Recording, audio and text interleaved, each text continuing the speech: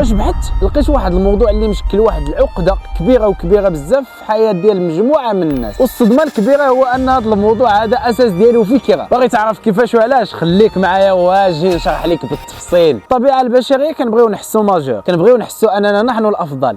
بتعبير اخر، كل فرد وكل شخص كيحس براسو على انه هو مركز الكون، فاي جيست كيبغي يديرو سواء بسيط سواء كبير كيشوف على انه الناس كاملين غادي يدوروا جهته والناس كاملين راه غادير له البال. فلذلك تخلق واحد المفهوم اللي سميتو الرهاب الاجتماعي. هذا الرهاب الاجتماعي الفكره ديالو الاساسيه هو انه عندك دير شي حاجه حيتاش الا درتيها غادي طيح، ولا طحتي غادي يشوفوا فيك كاع الناس يضحكوا عليك يستهزئوا بك غادي يوطوا عليك. وفي الطبيعه البشريه كتقول البنادم راه غادي يضحكوا عليك الناس، راه غادي تفشل، كيحس واحد الاحساس اللي هو خايب، او دو باز ما باغيش هو يحس داك الاحساس اللي هو خايب. شنو كيدير؟ كيحاول انه ما يزلقش، كيحاول انه ما يديرش اخطاء، كيحاول انه يكون مثالي. وفي طريقه نحو السعي لهذه المثاليه كيتجنب بزاف ديال الحوايج.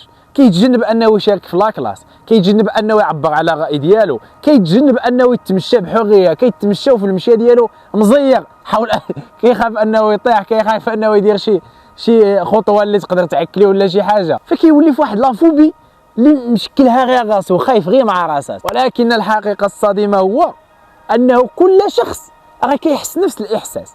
فاذا كان كل شخص كيحس على انه كاع الناس غادير له البال، فصافي انت كتحس ان الناس غادير لك البال، انا كنحس ان الناس غادير لي البال، هو كيحس ان الناس غادير له البال. ما كاينش المنطق، ما كاينش بو المنطق. المنطق اللي كاين هو انه كل واحد راه غير مع راسو، وكل واحد راد البال لراسو. الا فهمتي هذه القضيه مزيان غتعرف انه دير اخطاء، غتعرف انه خذ تجارب، غتعرف انه حياتك هذيك طحتي طلعتي حياتك هذيك. الرهاب الاجتماعي اختراع من اختراع البشر. غير الانسان كيطيح في واحد المشكله كنخترعوا لها سميه وكنداولوها ما بيناتنا.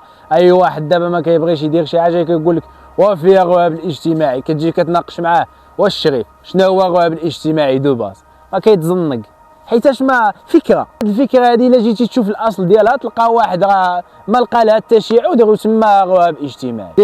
دير داكشي اللي باغي دير وكون شويه منطقي، واي حاجه بحث لها لا سورس ديالها، راه ماشي اي حاجه متداوله يعني راه كاينه غير الماء. السلام عليكم.